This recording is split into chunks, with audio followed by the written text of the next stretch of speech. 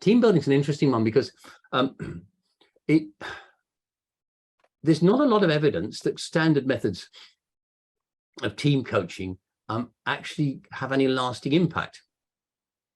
Not least because the membership of the team keeps changing anyway. So if you've done it one team and then suddenly you've got a new member, they're sort of left out in the cold, and that can be quite devastating for somebody if you've got a nice group of people in the middle who have all gone through some experience together and they've bonded, but newcomers aren't part of that.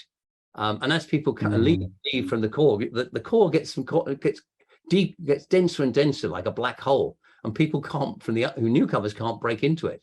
It's a phenomenon that undermines teamwork dramatically. But basically, team building, it does what it says. It helps people get on better together. But that doesn't address the causes of conflict within the team, for example. So if people are in conflict, it's usually not because, or it can be because they have different personalities. It's more likely to be because their expectations are being shaped, and the demands on them are being shaped by different forces, either within the team or outside the team. I mean, take the example that you've got two people who in a team who've got links with who've been moved into the team from other departments. So they're going to have loyalties back to those departments. And so one of them will say, no, the right way of doing this is this. But and the other one say, no, this is the way. So now you've got conflict. So it's not addressing any of those issues, which are of the external influences on how people relate to each other.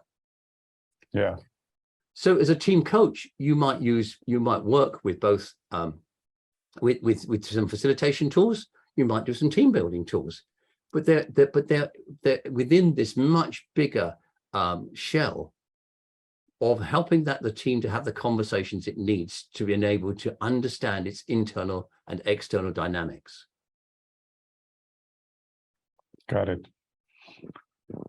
Whew, that's a very deep one, I would say. Like it's so good to have this clarity and understanding so many levels that are at play all at once when working with teams, and not only, but that's so important. So awesome. Now, when we're talking about working with teams and team coaching, you've been doing some research, haven't you? We've been researching in this area for 20 plus years in one way or another. And the research, one of the first big pieces of research we did was look at how teams learn. The European Union paid for and that enabled us to see that teams are very different. They're not, the structure of teams is not the same. And one of the ways we can look at this, how stable is the membership and how stable is the task?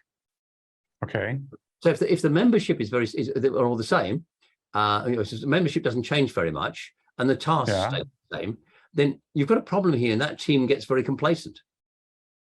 You've got other kinds of teams, like on an aircraft, where the membership is changing every time, but the task has got to stay the same. You've got to have that. They've got to say the same things about where to stow your luggage and so forth.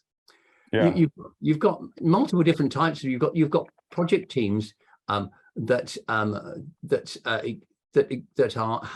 you've got a standing project team, but it has different projects brought to it. For example, you've got teams where the task is one long-term task, say development of a new product, but the membership changes in waves, and so you've got the problem of handing over the learning to the first team, or the first iteration of the team has, to the next generation, and what gets lost along the way.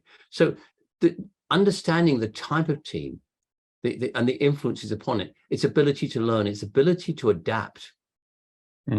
These are all part of the essential background that team coaches need to have to be able to work effectively with teams and help them to grow and to work well within their environment. Wasn't that absolutely fantastic? I'm sure that you found a lot of information in this very short video you just saw, maybe like 4 or 5, 6 minutes, however long it was. But that is not all. You can have access to the entire presentation of this amazing speaker, plus 40 more other presentations and speakers, and you can have access for life. You can have access to the video recording, to the audio recording, to the swipe files, to the transcripts, to all of the bonuses and the special gifts that all of the speakers and presenters and also the organizers are offering in the Premium Pass package. So if you like this, if you want more, make sure to sign up below for the Premium Pass and have lifetime access to everything. I'm sure it'll be one of the best investments you've ever made in your life, in yourself, in your practice, in your health, and also with working with clients. So go ahead, click on the button below, sign up for the Premium Pass, and we'll see you on the other side.